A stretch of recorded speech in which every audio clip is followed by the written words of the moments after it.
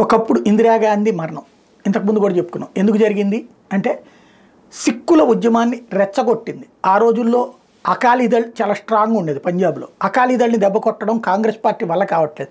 అక్కడ అధికారాన్ని తీసుకొచ్చుకోవడం కోసం అని చెప్పేసి ప్రత్యేక సిక్కు దేశం అని నినదించేటటువంటి ఖలిస్తానీలకి ప్రోత్సహించింది. బిందర్వాలా అనేటువంటి ఖలిస్తానీ నాయకుడికి సమర్థిస్తూ వచ్చింది. ఆ సమర్థన పతాక స్థాయికి చేరేటప్పటికి వాడు పంజాబ్ని సిక్కు ప్రత్యేక రాష్ట్రం కాకుండా ప్రత్యేక దేశం కావాలని ప్రారంభించాడు.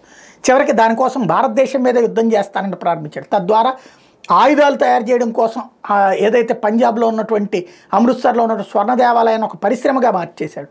దాంతో చివరికి సైన్యాన్ని పంపించి ఆపరేషన్ బ్లూ స్టార్ అంటూ దాన్ని నాశనం చేయించింది ఆ రోజున ఇందిరాగాంధీ. అయితే అందులో చేస్తున్న తప్పే, కరెక్టే, బాంబులు వేయడము, బాంబులు తయారు చేయడము అది తప్పే.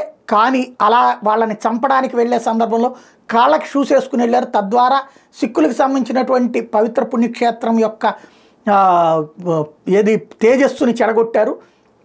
కాబట్టి వాళ్ళని దెబ్బతీయాల్సిందే అంటూ శపథం పట్టినటువంటి సిక్కులు అందులో ఉన్నటువంటి ఒక ఇద్దరు ఎవరైతే ఇందిరాగాంధీకి అంగరక్షకులుగా ఉంటాం వాళ్ళ ద్వారా ఇందిరాగాంధీని చంపించింది. దాని మీద కోపంతో దేశవ్యాప్తంగా సిక్కుల మీద దాడులు జరిగినాయి. నరికి చంపారు, కొట్టి చంపారు. ఆ సందర్భంలో పారిపోయినటువంటి వాళ్ళే వాళ్ళ కెనడాలో, ఆస్ట్రేలియాలో, బ్రిటన్లో, అమెరికాలో ఉండేటటువంటి ఆనాటి తరం వాళ్ళ పిల్లలే ఇప్పుడు ఖలిస్తానీ తీవ్రవాదులుగా మారుతున్నటువంటి తరం. అది పక్కన పెడితే ఈ ఆనాడు సజ్జన్ కుమార్ అనేటటువంటి వాడు యూత్ కాంగ్రెస్ నాయకుడిగా ఢిల్లీలో ఉండేవాడు.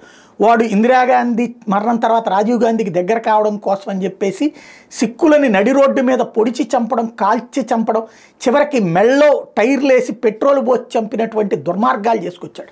బట్ ఆనాడు ప్రభుత్వం, రాజీవ్ గాంధీ ప్రభుత్వం అధికారం వచ్చి ఢిల్లీలో కూడా కాంగ్రెస్ ప్రభుత్వం ఉంది. వాడి మీద ఏ యాక్షన్ తీసుకోలేదు. వాడు మంత్రిగా కూడా అయ్యాడు.